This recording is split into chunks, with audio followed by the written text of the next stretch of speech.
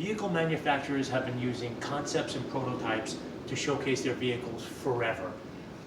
In the 50s, 60s, and 70s, Chevrolet was particularly crazy about the concept of concepts and prototypes. An example of this is actually a true story. Corvette and Chevrolet chief of design at the time, Bill Mitchell, a very charismatic individual, went on a deep sea fishing trip. The story has that he caught a Mako Shark. Okay, I guess once they got the Mako Shark on the boat, either while it was flopping around or when it finally died, Bill took a look at the thing and determined that it would make a nice looking car. Okay, Bill comes back to the office on Monday, goes down to his designers and says, okay, Larry Shinoda, his famous designer there, and says, you know what? We want the 1968 Corvette to look like a Mako Shark. You guys get to work. I'm going to come back in a few days and show me what you got. Okay, Bill does whatever he has to do, comes back in a few days, checks out all the illustrations from his designers and says, okay, I like the front of that one. I like the rear of that one. I like the side pipes on that one. I like the wheels on that one. Take all that and make me a prototype, okay, or make me a concept. And what the designers would do was mash all that up, come up with a design of a final car, and they would make it out of clay, a giant block of clay. These guys would make a car out of. Bill Mitchell would come down, say, it looks terrific, guys, just change the grill a little over here, maybe do a little something with the wheels, and then make me a car. And these guys would make a car. And that's the point of today's video. It would start as a concept, kind of like an idea, and it would turn into a prototype, which would be a final finished car. Okay, and ultimately, GM and Chevrolet and now Ferrari and Mercedes-Benz and whoever else uses prototypes and concepts would gauge public reaction. If the public was head over heels in love with this thing, they might turn it into an actual vehicle, which is exactly what happened with the very first Corvette, the 1953. The 1952 Corvette was a prototype, and they displayed it at the Waldorf Astoria Hotel, and public demand was off the charts, and they turned it into a car. So that brings us right into today's video. And today we have some books and some magazines that I've used before. This is a book I've never used before, folks.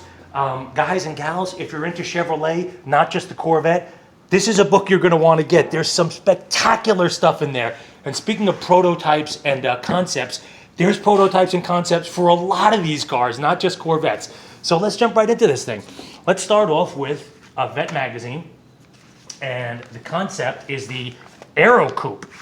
Okay, the Aero Coupe, as you could see, was turned into a regular car. Here, another beautiful illustration by K. Scott Teeters. It was 1969, and it had a hinged targa top.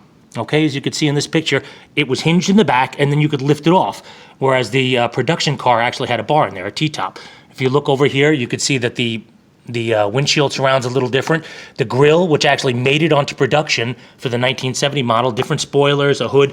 So the belief was that if the car didn't make it into production, some of the things would make it into production. This is, I highlighted this, probably not all, but most of the Corvette show cars of the 60s and 70s saw duty as Bill Mitchell's daily driver. So Bill Mitchell had a great job. He was able to design these things, have his people design these things, give the okay, and then actually get to bomb around in these things. So we have the Aero Coupe there. Moving on from there, let's go right over to let's go here. Corvette Classics, we've used this one before. Check this out. Okay, you thought the 2020 was the first Corvette with a retractable hardtop. That is not the case.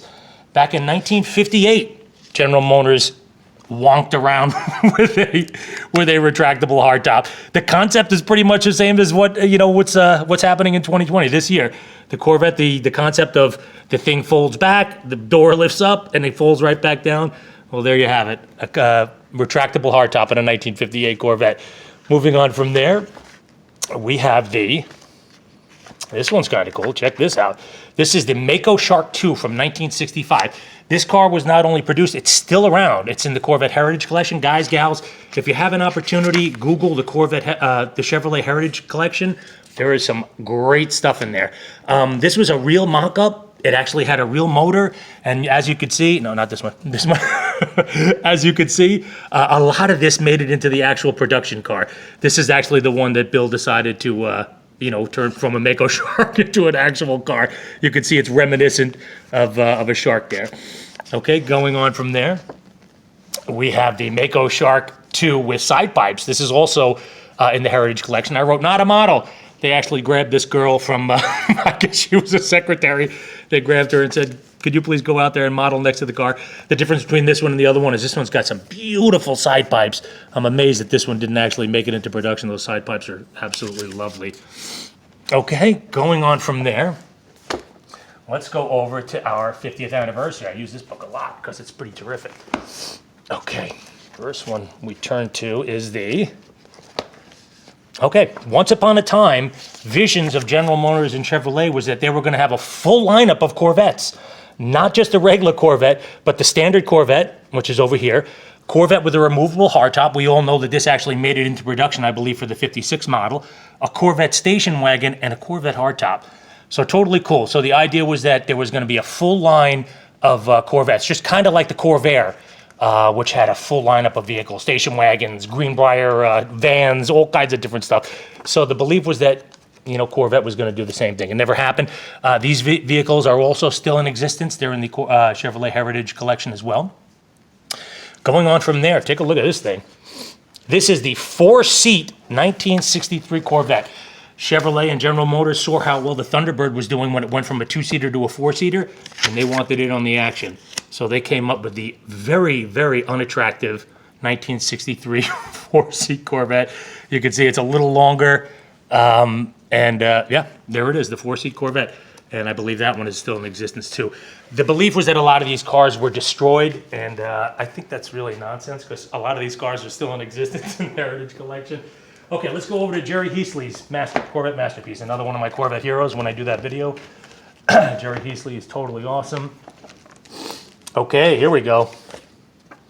This is the Mako Shark. This is Mako Shark 1. The one that we saw before was Mako Shark 2. It's still around. It's in the Heritage Collection. And Bill Mitchell not only authorized this design, but he also said, you know what, put the badass motor that we have in that vehicle as well. So they put the ZL1 aluminum motor in this thing. You could see, when I turned the page, you could see that it is absolutely reminiscent of a shark. Look at the nose there. So Bill got his wish. They actually called it the Mako Shark with a little Mako on there. The interior is totally cool. Here's the beautiful aluminum ZL1 motor. If you're going to do a prototype or a concept, why not make it with the baddest motor that you got? So cool. There's Mako Shark number 1. That one's still in existence as well. Turning the page there, look at this puppy. This is the Manta Ray. Boy, Bill Mitchell was really into deep sea creatures, apparently. This one also has a ZL1 motor. Pop-up turn signals. So if you wanted to make a right-hand turn, this door flipped up and it would light up that you were making a right-hand turn. If you're making a left-hand turn, the left-hand one would pop up. These wheels that you could see actually made it into production. So a lot of this stuff, the cars might not have made it into production, but a lot of the design elements did. Bill also had a ZL1 motor put in there. You could see the front. You could see the interior. Totally cool. And there you have it. That's the Manta Ray. As you could tell by the names. It actually, when it came into production, it was called a Stingray. So again, Bill Mitchell had a total Jones for deep sea creatures. That's another video. Let me turn the page. Okay, we're going to finish up here with our Chevrolet Chronicles. There's some cool stuff in here. Great book, like I said. So we start with the, look at this, the Corvette Impala Motorama show car. Okay, Motorama show car for 1956. Chevrolet's contribution to the effort was the 4-seat Chevrolet Corvette Impala hardtop. Totally wild-looking vehicle. Kind of ugly, but you know, there it is. So another concept vehicle, another concept Corvette. Turning from there, we have the, I have pictures of Bill Mitchell bombing around this thing. This is the XP700 built for Bill Mitchell to test public opinion, and you could see that it is bizarre looking. It actually had a periscope up top for what, I don't know. I guess to completely and totally see behind you. You can see the nose is kind of unique. The side pipes are cool. So that is the XP700 experimental vehicle. I don't know what they came up with the 700 for. Okay, moving on from there, we get to Turbovet. Turbovet actually looks pretty mundane compared to the other ones. So Turbovet, they made one in 79 and they made one in 80. Chevrolet was able to generate 300 horsepower from the turbocharged 350. Obviously, that's chump change nowadays where cars routinely make, you know, 400 and 500 horsepower.